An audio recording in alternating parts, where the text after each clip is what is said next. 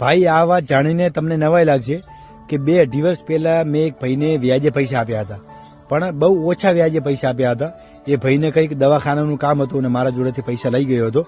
એ સમયે મોટા ભાગનું કામ જ મારું આ હતું કે ભાઈ ફાઇનાન્સ ઉપર પૈસા ફેરવવા. પછી બન્યું એવું કે એ ભાઈએ મને 1-2 મહિનો સમયસર વ્યાજ આપ્યું, પછી વ્યાજ ભરવાનું બંધ કરી નાખ્યું. તો મેં એને વારંવાર ફોન કર્યા, મેં એને ઘણું બધું પ્રેશર કર્યું કે શું કામ ભાઈ મારા પૈસા આપતો નથી. તો એ ભાઈએ મને વાત કરી કે ગામમાંથી કોઈ પણ વ્યક્તિ જો એને 5% પૈસા આપે એમ હોય તો એ વ્યક્તિ મારા પૈસા આપવા તૈયાર છે, પણ ગામમાંથી કોઈ વ્યક્તિ અત્યારે એને પૈસા આપે એમ નથી. ને એ ભાઈએ બીજી વાત એ કરી કે અત્યારે દવાખાનામાં હું પાકી ગયો છું અને જ્યારે પણ મારા હાથમાં પૈસો આવશે ત્યારે હું તમારા પૈસા આપી દઈશ. અને પછી હું પણ કંટાળી ગયો, મને પણ લાગ્યું કે આ ભાઈ ક્યારે મારા પૈસા નહીં આપે અને મેં એ વાતને છોડી દીધી. અને તમે માનશો નહીં ભાઈ કે 10 દિવસ પહેલા એ ભાઈએ મારી મૂડી આપી દીધી છે. તો ભાઈ આનાથી એ તો સાબિત થઈ જાય છે કે જે પણ ભાઈઓ અત્યારે ફાઇનાન્સનું કરે છે એમને હું એટલું જ કહીશ કે તમે જો લોકોને ઓછા વ્યાજ દરે પૈસા આપતા હશો અને કોઈ એક વ્યક્તિ તમારું સમયસર વ્યાજ આપતું નથી તો એ વ્યક્તિને એકવાર પ્રોબ્લેમને સમજો કે શું તકલીફ થઈ ભાઈ.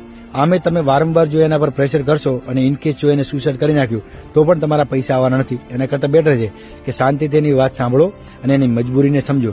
એની જ્યારે પરિસ્થિતિ સુધરશે ને ત્યારે એ સૌથી પહેલા તમારા પૈસા તમને રિટર્ન આપી જશે. બાકી આ બાબતે તમારું શું કહેવું છે મને કોમેન્ટ સેક્શનમાં જણાવો.